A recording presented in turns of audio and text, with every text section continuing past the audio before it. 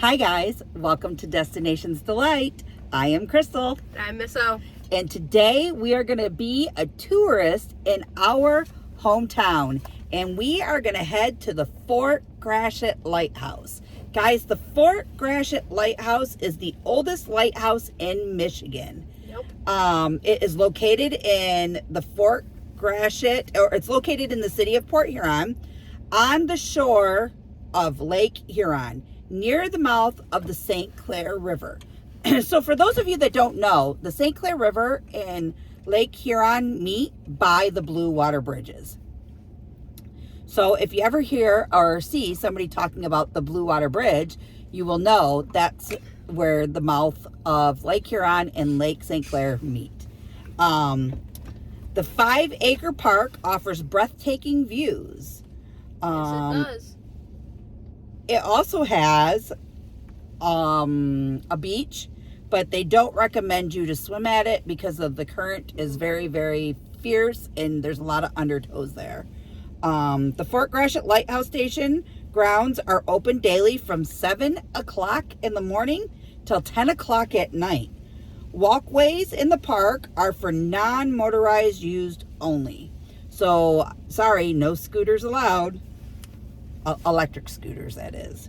Now, if you're a wheelchair scooter, that's different. Yeah. The beach at the Fort Gratiot Lighthouse Station has dangerous currents. Beach users are encouraged to swim at the adjacent Lighthouse Park. Pets must keep on a leash. Owners must pick up after their pets. And admission to the grounds is free. Fees are charged for tours, programs, and special events.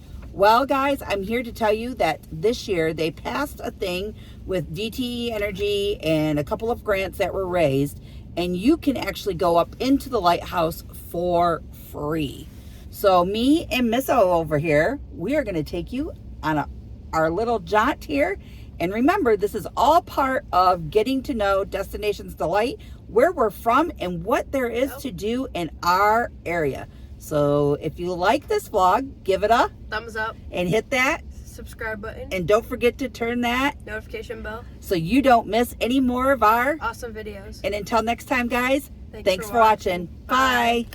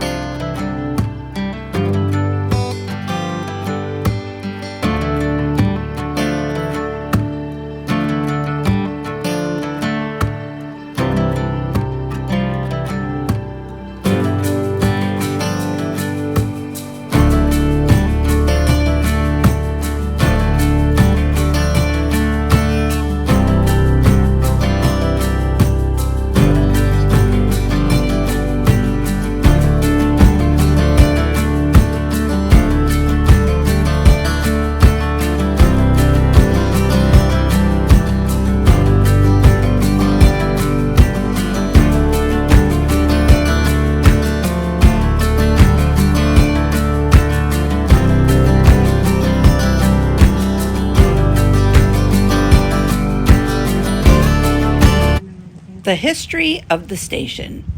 As the shipping needs on the Great Lakes increased in the 1820s, so did the need for navigational aid at the mouth of the St. Clair River. In August of 1825, the first lighthouse in Michigan was built at Port Huron. The original tower was located near the base of the present-day second span of the Blue Water Bridge. The original tower did not last long, as poor construction as a September storm would lead to its demise when it crumbled in November of 1828. In early 1829, Congress approached funds to build the second Fort Gratiot Lighthouse. In April of that year, Lucas Lyon was awarded the contract of construction for the new lighthouse. This time, the tower was built further north so it could clearly see by the ships approaching the mouth of the St. Clair River from the Lakes Huron.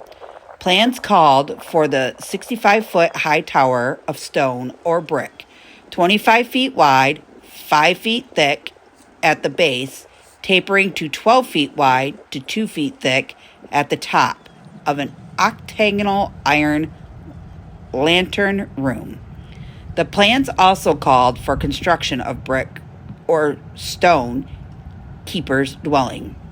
The contract price was $4,445, with an extra $55 budgeted for adding the iron lamp for the old tower and the new tower.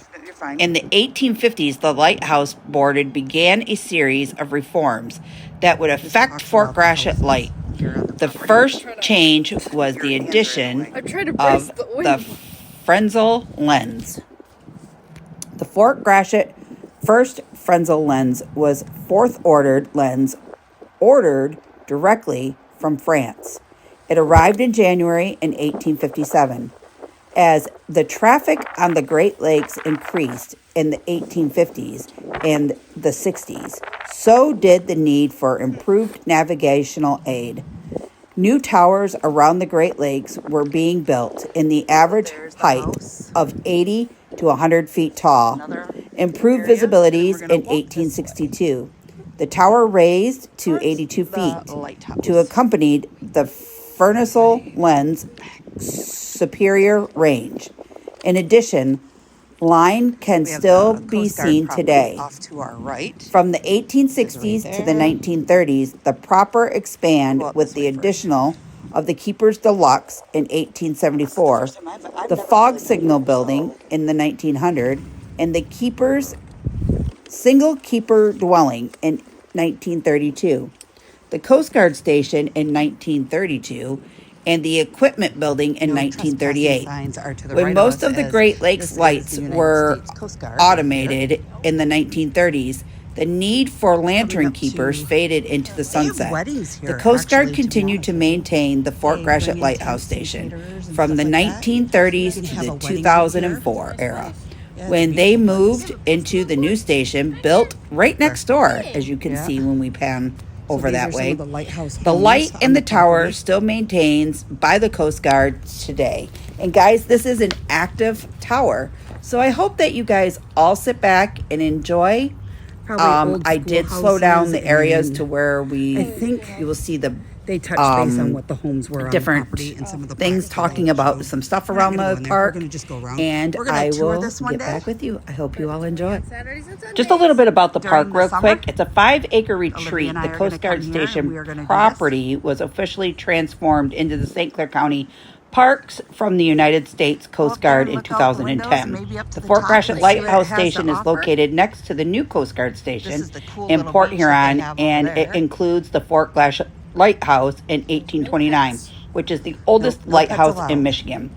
The lighthouse station was also included into the Lightkeepers Deluxe Very, very bad undertows 1874, out there, the guys. Fog Signal Building in 1900, the Single Keepers Dwelling in 1932, the former Coast Guard Station in 1932, and the Equipment Building in 1939, and a 3-bay garage in the make 1990s. our way over The there Port to the Huron Circle of Museum Blacks is and lending read up on them tours as to well. conduct a program at the Lighthouse Station as part of the participants That is with a the County mess hall Parks and with Recreation. bunks. For more information That's what about that this is. See the tour bunks and on the list? programs at the Fort Gratiot Lighthouse Station, you'll see along the way QR codes. Don't hesitate to stop those and scan those beautiful QR little codes, park to bring and you your guys family can to get or more spend information the day about this in park. and Now on for the tour. take in a lot of knowledge for everything.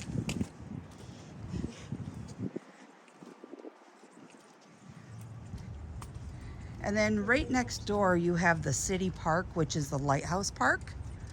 You can actually go over there and have picnics. It's owned by the city. You can swim. It's got somewhat of a sandy beach, but some of it is rocky a little bit. Not too bad though. Not as bad as Lakeside. Oh yeah, no. We can't really see inside this building, but this is another big outbuilding that they have here on the property. Can you see inside it? It looks like I think it's a schoolhouse, isn't it? I think so. Yeah. Nice big schoolhouse. Like I said, we are going to come back here this summer and we are going to be a tourist in our hometown. And we are going to actually see what all the Lighthouse property has to offer. A more in-depth video for you guys. Across the way over there is Canada. Our friends Michael Ann, Tommy V, Lance, Boondocking with Boomer. Hello. Sorry guys for the wind. I don't mean it. We're going to start here on Learning Lake Huron. Lake Huron was formed by a glacier movement over 20,000 years ago.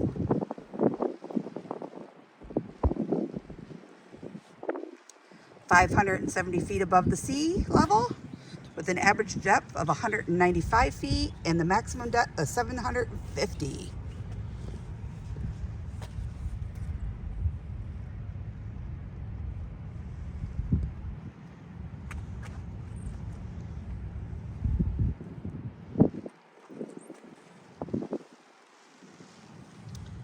In 1970, the National Oceanic Atmosphere Administration's scientific agency withheld the United States Department of Commerce to give better protection of life and property of natural disasters.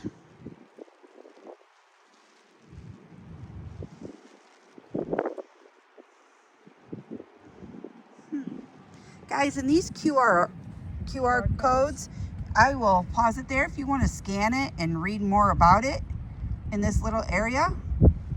Have fun. I hope you enjoy it. So this is learning of the Lake Huron. Let's move to the next one. The next one is called The Storm. The Great Lake Storm in 1913. Oh my god.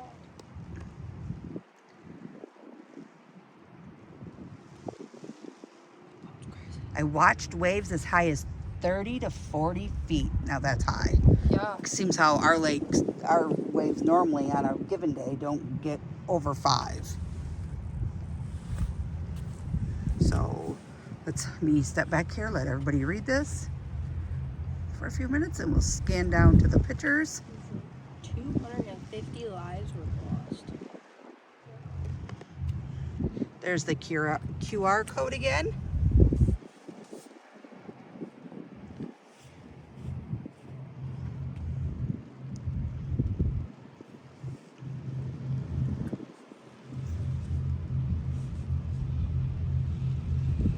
Wow, look at the damage where it came up under the lighthouse station. And just think, we just walked around that door right there, which is currently On the other side. on the other side of that building. So That if you lighthouse. have to look and do a comparison to what that lighthouse looks like right now with all of that frontage I get out of the way.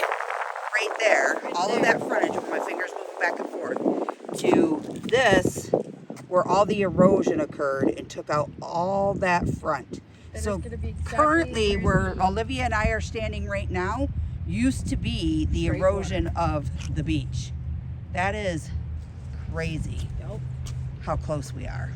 So where that one is, that's where the erosion happened. Yeah, it took it right out to it. So we're gonna go over again here to seeing the light. Evolution of lighting the way. It's a new lighthouse.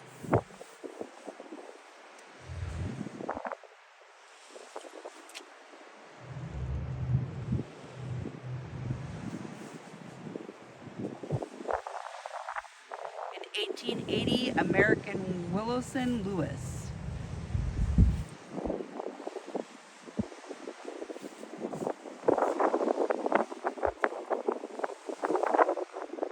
Kind of cool how they set up the light.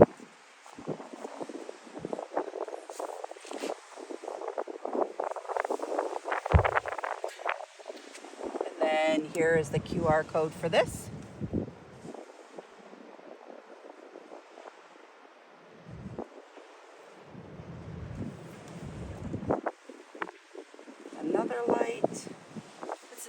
And a little more on the inventors.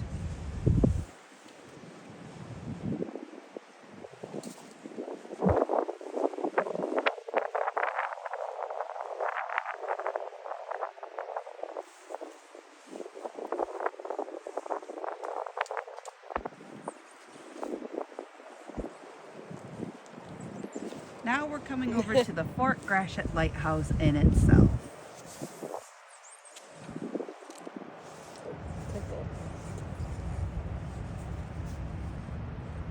Oh my lord.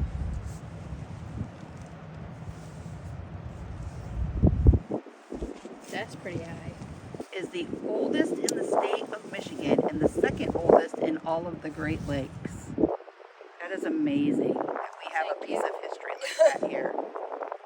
This was in 1870. This photo right here.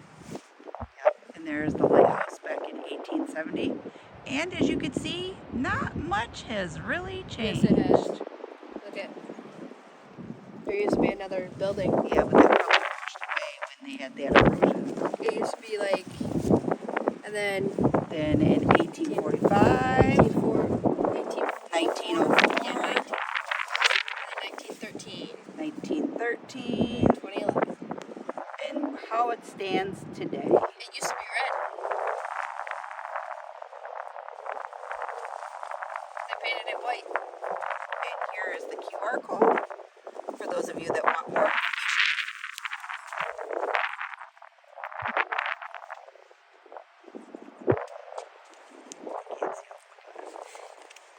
This is the keeper's duties. It's a porte. Put that back up, please. It looks like a tea kettle. Put that back up. Daily duties are hand carrying the fuel up the lantern room, filling the lamps, trimming the wicks, regular cleaning and polishing.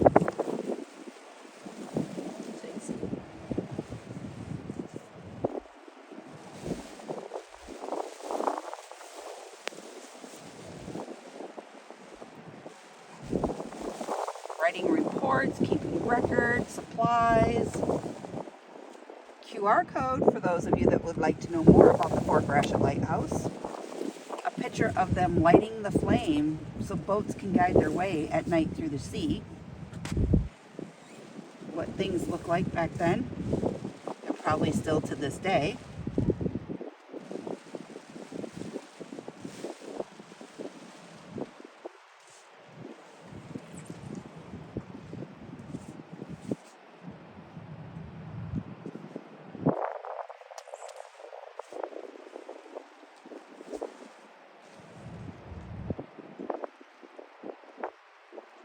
And one more look at that big old lighthouse there. It's amazingly big. And on to our next, sending a signal.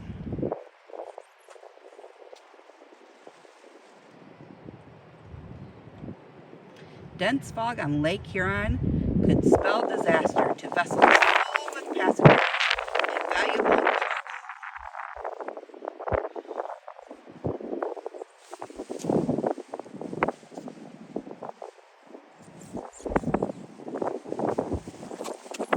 So they're talking about this building here in this photo here. This is a third single building built in 1900. Note the tall chimney is designed to keep hot ash away from the building. Restoration of the building begun in 2011. Here's the blueprint of it. Pretty cool. Here's a little bit more.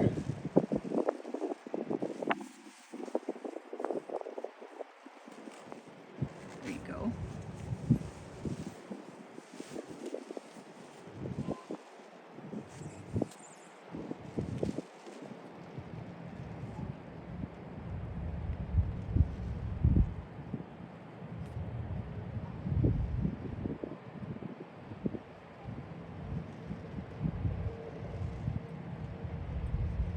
And here is the QR code.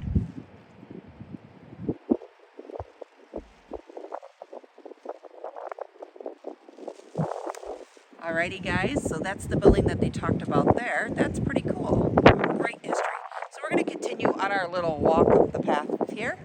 We're going to see what else is on the grounds, and then we are going to call it a day. I really hope that you enjoyed this little tour of the Fort Gratiot Lighthouse. Even though we weren't able to go inside and really scope things out, I truly think that what we did get to see was remarkable. And you never know, Miss O and myself may take another turn to come back at here again. No, thank you. But before we leave, I would like to step back.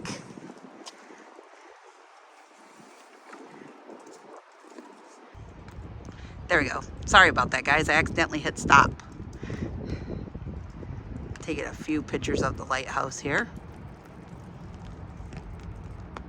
I think I got what I need. The outbuildings. We're going to walk up here to, there's a lot of parking area. It's all handicap accessible. From what I can tell, there's a bunch of handicap parking spots over here. You can bring your dogs. There are doggy bags and stuff like that. They just can't go on the beach. Yeah, they can't go on the beach. There's You can take them over there and take them on the beach. There's a picnic area and things like that.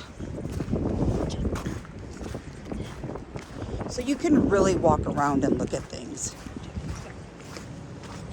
And for those of you that don't know, we are going to be doing another vlog series coming up, I think next week or the week after. And we're going to focus on Thomas Edison, who also grew up in our hometown.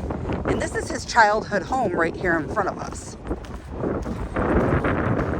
And again, this all opens up after Memorial Weekend, so we will be really touring our hometown starting then. One more month. Just one more.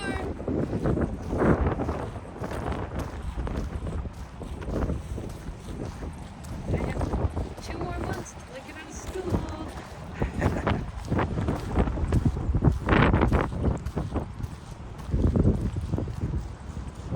I like how it's open to the public to get out and walk and go look at things and visit it when you can.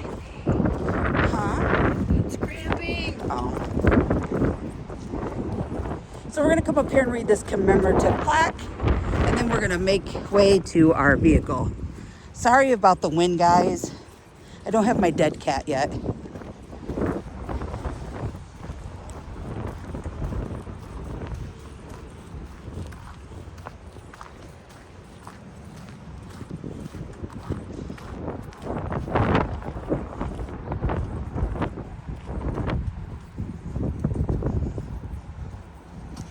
And no smoking. Yep, no smoking.